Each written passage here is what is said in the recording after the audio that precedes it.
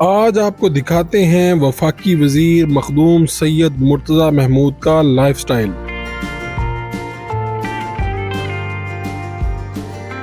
ان کا گھر کس طرح کا ہے، ان کے پاس کون سی لگژری گاڑیاں ہیں، مرتضی محمود سیاست میں کیسے آئے، اپنے دفتری کام کیسے سر انجام دیتے ہیں، آئیے جانتے ہیں مرتضی محمود سے۔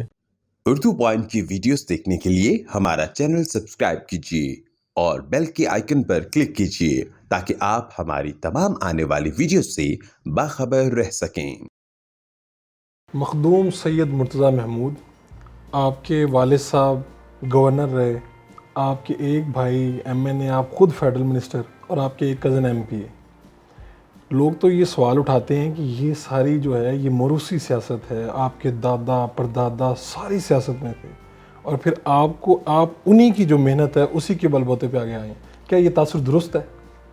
فاروق صاحب دیکھیں، میں سمجھتا ہوں کہ ہمارا ایک تو گروپ جو ہے وہ ہماری فیملی سے کافی بڑا ہے، آگے ہم لیاقت پور اور باقی جگہوں سے بھی کنٹیسٹ کرتے ہیں، تو میں سمجھتا ہوں اگر موروثی سیاست کی جس طرح لوگ بات کرتے ہیں، میں سمجھتا ہوں کہ اگر کسی میں ہے پوٹینشیل ہے اور اگر وہ سیاسی طور پہ لوگوں کو کنونس کر لیتا ہے کہ اس کو وہ ووٹ کرتے ہیں، تو میں نہیں سمجھتا اس میں کوئی غلط بات ہے۔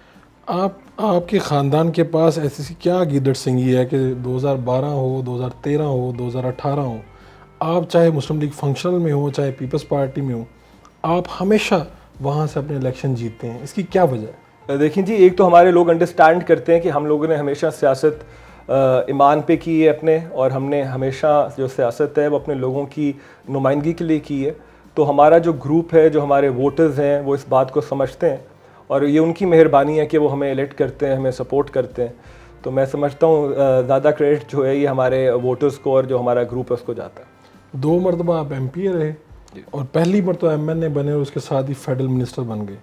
فیڈرل منسٹر بن کے کیا مختلف کرنے کی کوشش کی یا کیا کیا؟ دیکھیں جی، ذمہ داری تو بہت بڑی ہے، اس میں کوئی شک نہیں ہے، میں اپنی لیڈرشپ کا شکر گزار ہوں کہ انہوں نے مجھے اس قابل سمجھا اور یہ رسپانسبلٹی مجھے دی۔ کوئی شک نہیں، چیلنجنگ انوائرمنٹ ہے ابھی، تو میں یہی کوشش کرتا ہوں کہ میں جو انڈسٹری، کیونکہ میرے پاس انڈسٹری کا پورٹ فولیو ہے، تو میں کوشش یہی کرتا ہوں جو انڈسٹریلسٹ ہیں ان کے ساتھ انگیجڈ رہوں، جو ان کو ایشوز آ رہے ہیں آج کل کے حالات میں ان کے ایشوز سارٹ آؤٹ کروں، اور خاص طور پہ آگے کا میرا یہ پلان ہے کہ ہم پالیسیز کے اوپر فوکس کریں، تو میں یہی کوشش کرتا ہوں کہ ہر انڈسٹری کو گورنمنٹ فیسیلیٹیٹ کر سکتی ہے، انسینٹیوائز کر سکتی ہے، آگے انڈسٹری نے خود کرنا ہے، ہم نے انوائرمنٹ کریٹ کرنی ہے جس سے وہ انڈسٹری جو ہے وہ پراسپر کر سکے، تو میرا یہی۔ تو جب اس طرح کی حکومت بنے جو اتحادی حکومت ہو جس میں اتنی پارٹیاں ہوں، ایسی حکومت میں پرفارم کرنا آسان ہوتا ہے یا مشکل؟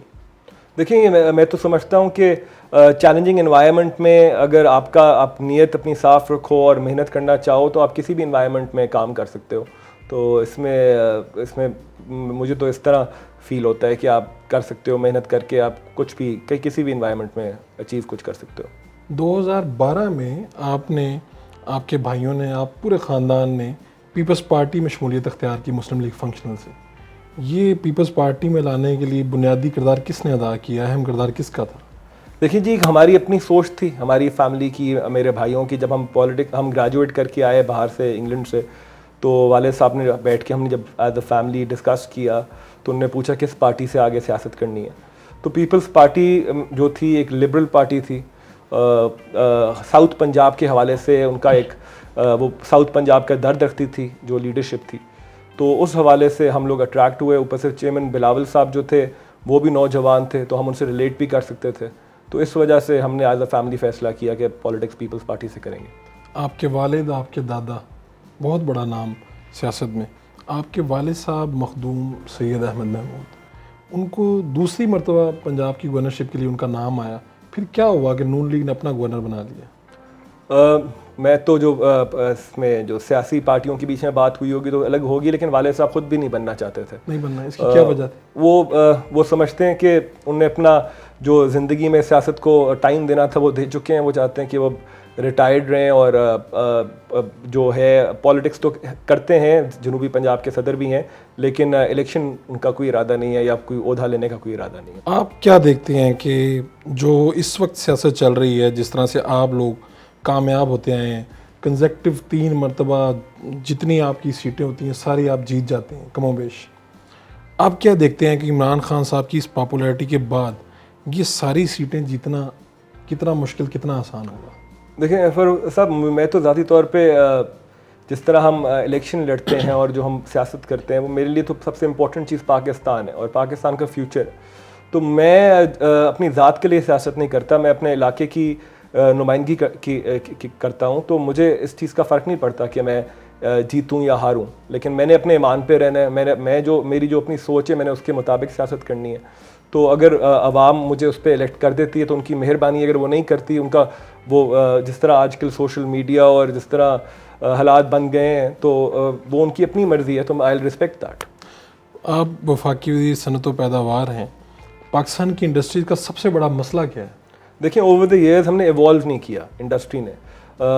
اس میں یہ حقیقت ہے کہ اوور دا ایئرز ہماری پالیسیز کنسسٹنٹ نہیں رہیں اور پاکستان میں اسٹیبلٹی نہیں آئی.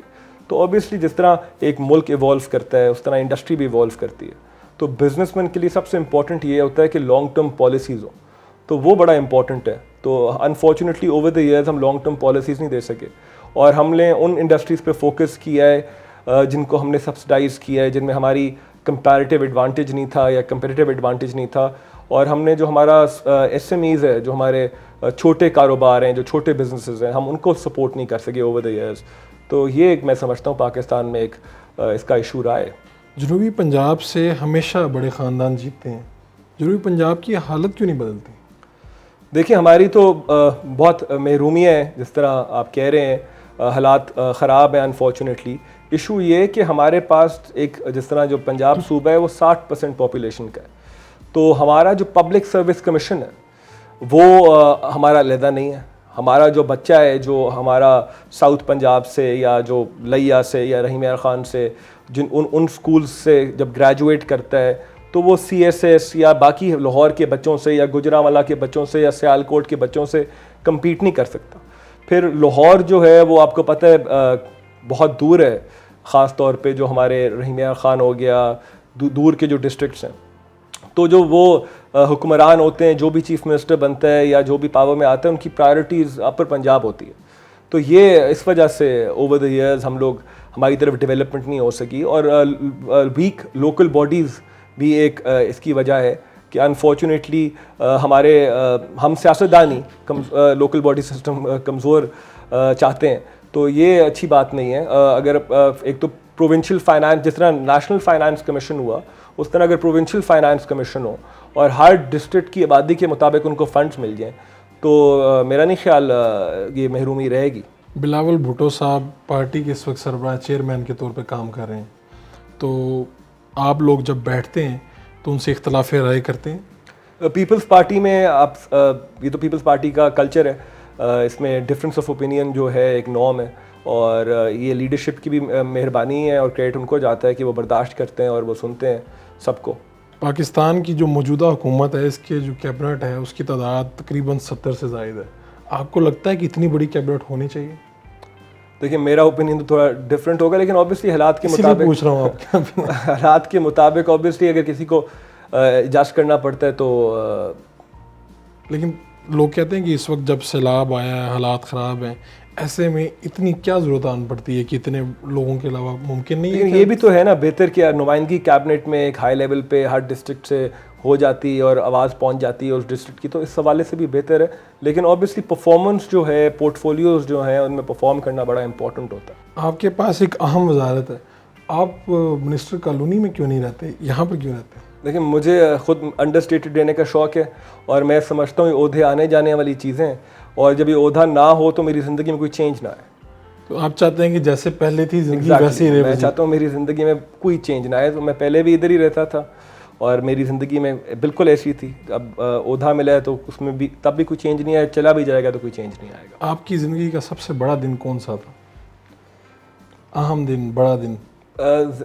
زندگی میں تو کافی اس طرح کی دن گزرے ہیں جو یاد رہتے ہیں، لیکن میرے خیال میں جس طرح یہ ایوارڈ دیا پرائم منسٹر صاحب نے اکنالج کیا، ایک یہ اچیومنٹ تھی جو مجھے یاد رہتی ہے، جو ریسنٹ اچیومنٹ ہے. آپ اپنے والد صاحب سے مشاورت کرتے ہیں سیاسی معاملات پہ؟ میں ان سے سیکھتا ہوں، ان سے ڈسکشن کرتا ہوں جب بھی موقع ملتا ہے.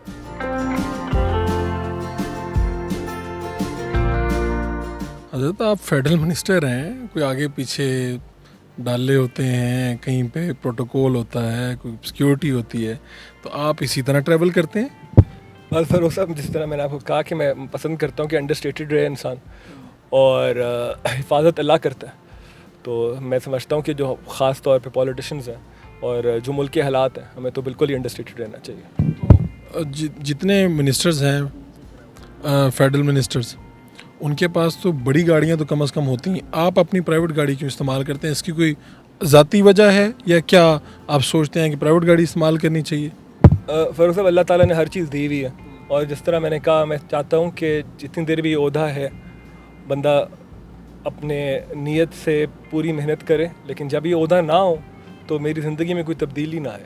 آپ کی پوری فیملی اس بات کو اپریشیٹ کرتی ہے کہ پروٹوکول نہ لو, اکیلے سفر کرو, اس طرح سے رہو, سرکاری رہائش گاہیں بھی لینے کی کوئی ضرورت نہیں؟ نہیں, میری فیملی کے لیے یہ نارمل ہے, تو وہ بالکل اپریشیٹ نہیں کرے. ان کے لیے بالکل یہ نارمل ہے, جس طرح میرے بڑے بھی ایسے رہے ہیں, تو ان کے لیے کوئی بڑی بات نہیں ہے یہ. ہمیں پتہ چلا ہے آپ پتہ نہیں ان باتوں کو بتانے میں شاید تھوڑی سی کنجوسی کرتے ہیں, کہ آپ سرکاری کام سے بھی جائیں, دوروں پر بھی جائیں, تو آپ کوشش کرتے ہیں کہ اپنی ذاتی جیب سے اس کا اخراجات ادا کریں. کیا یہ درست ہے؟ جی فیروز صاحب, میں اصل میں جو ہمارے ملک کے حالات ہیں, اور میں دیکھتا ہوں کہ اللہ تعالیٰ نے ہمیں سب کچھ دیا ہے, تو ہم اس ملک سے کیوں لیں؟ ہم تو کنٹریبیوٹ کریں اس ملک میں, بجائے کہ ہم اس ملک سے کچھ خود اپنے لیے ذات کے لیے لیں.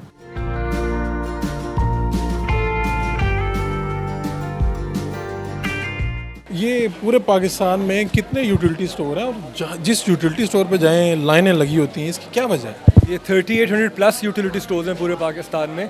ایشو یہ ہے کہ ہم اس پہ کام کر رہے ہیں. ایک تو اوبیسلی مہنگائی بھی ہے, یوٹیلیٹی سٹور میں ریلیف ملتا ہے, رش تو ویسے بھی نارملی بھی ہوتا ہے, لیکن ہمیں یہ آئی ڈی کارڈ انٹر کرنا پڑتا ہے ان کو, جس کی وجہ سے یہ جو پروسیس ہے سلو ڈاؤن ہوتا ہے. تو ہم اس کا یہ کر رہے ہیں کہ ہم ان کا یوٹیلیٹی سٹور کا ایک اپنا کارڈ ہوگا جو سوائپ ہو جائے گا, جسے تیز ہوئے گا, اور ہم جو نمبر آف ٹلز ہیں یہ بھی ہم بڑھانا چاہ رہے ہیں. ہم نے ٹینڈر دیا ہوا ہے, تاکہ نمبر آف ٹلز بھی بڑھ جائیں گے تو اسپیڈ تیز ہو جائے گی. ہمیں یہی ہے پلان کہ انشاءاللہ اسپیڈ تیز کروانی ہے. پہلے کیا جس طرح سے ہم سامنے دیکھ رہے ہیں, چینی 70 روپے کلو, آٹا 20 کلو ہے وہ 800 کا, یہ پہلے کیا ریٹس چل رہے تھے, اور آپ جب بنے ہیں آپ نے یہ چارج لیا, اس کے بعد کیا ریٹس کم ہوئے ہیں یا زیادہ ہوئے ہیں؟ جی پہلے 85 روپیز کی چینی تھی اور 950 کا آٹا تھا. چینی کو ہم نے 70 روپے کر دیا اور آٹے کو ہم نے 800 روپے کر دیا. تو ہم نے آ کے اس کو پرائسز جو ہیں مزید کم کیے. اور یہ جو سسٹم ہے, یہ لوگوں کو اس سے بھی زیادہ ریلیف کس طرح سے دیا جا سکتا ہے کہ لوگ صبح سے آ جائیں اور دوپہر تک وہ ایک چینی کا 2 کلو 3 کلو چینی کے لیے اتنی دیر کھڑے رہیں, تو اس کو کس طرح سے ریلیف دیا جا سکتا ہے لوگوں کو؟ دیکھیں, ہم نے اسپیڈ بڑھانی ہے پروسیس کی, تو اس میں ہم ٹلز بھی انکریز کریں گے, اور ہم انشاءاللہ جو یوٹیلیٹی سٹور کا ایک اپنا کارڈ ہم بنانا چاہ رہے ہیں جو ہر بندے کو مل جائے گا اور جو حقدار ہے اور سوائپ ہوگا.